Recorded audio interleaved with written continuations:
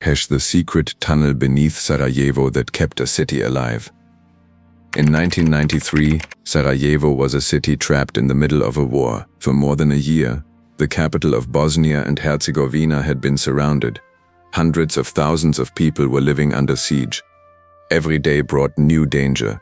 Shells could fall without warning. Snipers watched the streets. Food was becoming increasingly difficult to find. Medicine was running out. Electricity and water were often unavailable.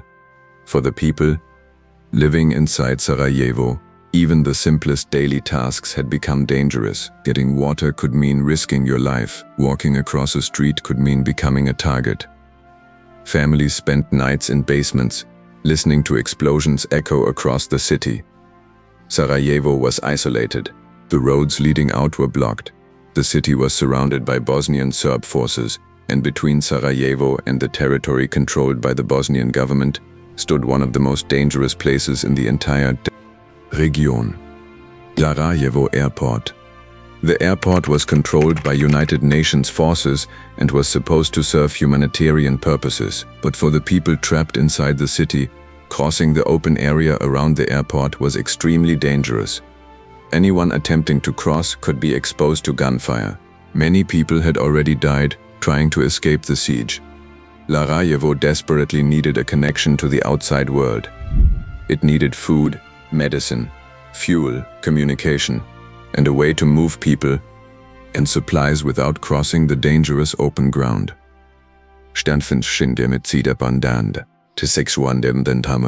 A narrow passage beneath Sarajevo Airport that would connect the besieged city with territory on the other side. The idea sounded almost impossible. The tunnel would have to be dug during a war. The workers would have limited equipment. There was little fear, time, and there was always the danger that the project could be discovered or destroyed. But Sarajevo had few other options. In 1993, the construction began. The tunnel was dug from two different sides. One team started in the Sarajevo neighborhood of Dobrinja. The other began near the village of Butmir, on the opposite side of the airport. The work was exhausting. Men descended underground every day and began digging through soil, mud and rock. There were no modern construction machines. Much of the work was done with shovels, pickaxes and simple tools. The tunnel slowly moved forward, meter by meter, day after day. The workers knew that thousands of lives could depend on their success. They continued despite the danger. The underground passage was dark, narrow, and wet. In some places, water filled the floor. The air was difficult to breathe. There was little room to move. Yet the workers continued digging from both directions. The goal was simple. The two tunnels had to meet beneath the airport. After months of difficult work, the impossible finally happened. The two sides connected. A secret passage now existed beneath Sarajevo Airport. The Sarajevo Tunnel was complete. It was approximately 800 meters long. It was narrow enough that people often had to walk in single file. The ceiling was low. The ground was often covered with water and mud. But despite its conditions, the tunnel immediately became one of the most important places. In Sarajevo, people began entering from both sides. Soldiers, civilians, doctors, politicians, aid workers, families. Everyone moved through the darkness. Some carried backpacks. Others carried boxes filled with food. Medicine was transported through the tunnel. Fuel was moved through the underground passage. Weapons and military equipment also passed through. The tunnel became a lifeline. For many people, walking through it was an unforgettable experience. Imagine entering a narrow underground passage. Above your head was an airport, and beyond that airport was an active war zone. There was almost no light. The air was heavy. The ground was wet. You could hear footsteps and the sound of water. People moved slowly through the darkness, carrying everything they could. Some journeys took a long time, and after reaching the other side, people sometimes had to continue walking for many more kilometers. But the tunnel offered something that Sarajevo desperately needed: hope.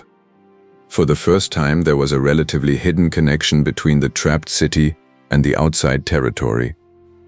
Supplies could enter, people could leave, information could travel. The tunnel continued operating throughout the siege. As the war continued, improvements were made. Rails were installed in some parts of the tunnel to help transport heavy supplies. Eventually, cables and pipelines were also connected. Electricity could be transmitted. Fuel could be transported more efficiently. The small underground passage became a complex lifeline. It was never designed to be comfortable. It was built for survival. Above ground, Sarajevo continued to suffer. The city remained under constant threat. Buildings were destroyed. Streets became dangerous. People learned to run between cover. Children grew up surrounded by the sounds of explosions. But beneath Sarajevo airport, people continued moving through the tunnel, quietly, secretly, carrying supplies from one side to the other. For years, this narrow passage played an important role in helping the city survive. It connected two worlds separated by war. On one side was besieged Sarajevo. On the other was access to territory controlled by the Bosnian government. Between them was darkness, mud, water, and a tunnel built by people who refused to give up. The Sarajevo Tunnel eventually became one of the most powerful symbols of survival during the Bosnian War.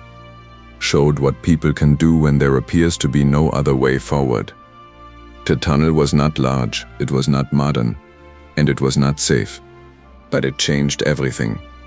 A path that could barely fit a person became a connection for an entire city. Today, part of the original tunnel still exists. Visitors can walk through a section of it and see how narrow the passage really was. The entrance has become part of a museum dedicated to the history of the siege and the people who lived through it.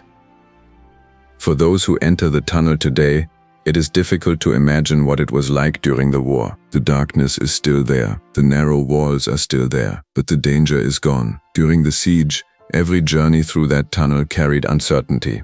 People did not know what would happen when they reached the other side. They did not know when the next shell would fall.